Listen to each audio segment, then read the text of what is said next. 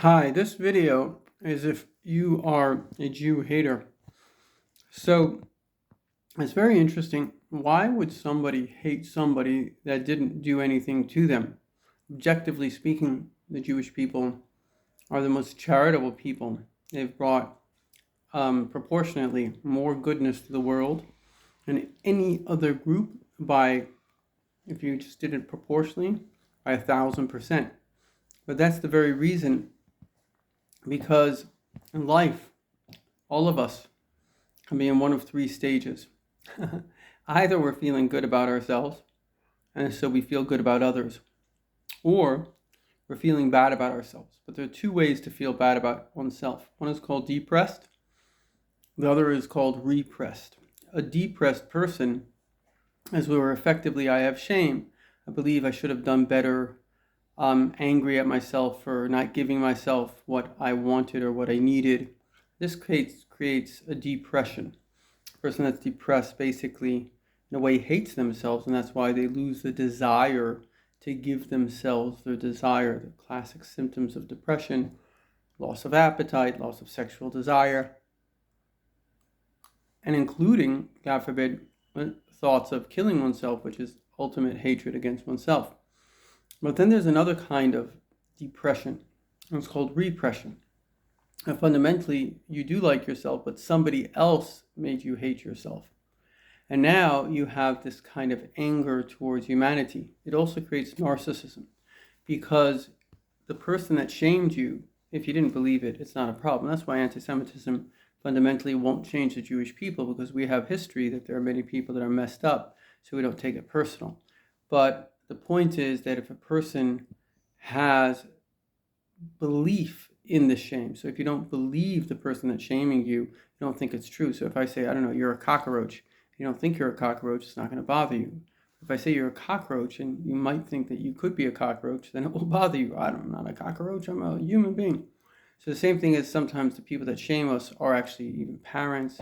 Anybody can be jealous. And then we begin to develop a false personality. It's called narcissistic personality disorder. And we create an image of ourselves that's so great and so perfect. And it's all to prevent somebody from shaming us. Because if they see us in this beautiful way, then they'll realize how great we are and they won't shame us again. And the flip side of that is that, where does the universe exist? I'd like asking people this question. People point outside of themselves, but it doesn't really exist outside of you. It all exists inside of you. If you didn't know it inside of you, you wouldn't know it outside of you. And the reason this is important is, the question is, how valuable are you to the universe? How important are you in this universe? So when our ego is small, and I've gone through narcissism, it's a reaction. When our ego is small, we can see everybody else as being valuable. When our ego is big, then we can only identify with things that we see are bigger than us. And then things that we see that are smaller than us, or things that we believe create, in a certain sense, these things are greater than us, we become jealous of them. It's like the wicked queen on Snow White. She said, mirror, mirror on the wall, who's the fairest one of all? In her mind, she had to be the most beautiful. And so when Snow White was the most beautiful, she couldn't handle it. The same thing is that when we're humble, we're normal, so everybody else is, in fact, their success, we admire them. But when we think we're the best, we might want to hang out with people that also look the best, but they're in the same narcissistic personality disorder. But when we see somebody else that doesn't have that personality disorder, but really is good, really is wonderful, then it makes us very, very jealous, because they're actually truly wonderful without the fake narcissism. So a good example of this, imagine, riders, bike riders, and they all enter their Harley Davidsons, and they all think that they're so cool, and so it's this whole cult around their bike. And then imagine they see a whole bunch of, teenage kids, and they just have regular, motorcycles, but they're really enjoying themselves. That can make them jealous, because here they are, they don't have this whole narcissistic personality disorder, and they're really happy. They're happy with what they have, they're happy within. And that makes us jealous, because again, the person who's repressed is not really happy. They've created this personality to overcome it, but it's actually, they're always worried, there's always tense. Somebody going to shame me, somebody going to shame me, somebody going to shame me.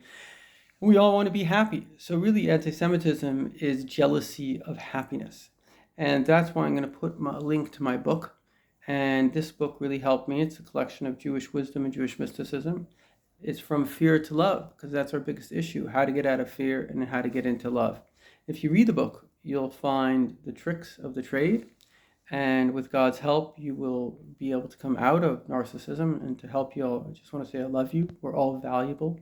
We don't have to prove our value. Our value is that God made us. And we all have a special role in this world. The Jew has a special role. It says that B'ni B'chor Yisrael, my firstborn son Israel, he's always been the model of, like, God put most of his effort very difficultly into the Jewish people, because they're meant to be like the firstborn that gets Reishis Oidi. He gets a double portion according to the Bible, because he gets the brunt of the parents' education, because he becomes a role model to everybody else. And they have 630 commandments, and the Gentiles are also loved by God. They have 7 commandments, and we all are going to enter into a beautiful Messianic era, but we'll realize that we don't have to be the best. We all have to be the best self that we can be, and that complements every other self, because we're all part. It's like one body. The finger complements the toe, and the toe complements the head, and the head complements the heart, and the heart complements the mouth. We need it all. Everything that God made, we need it all. Great.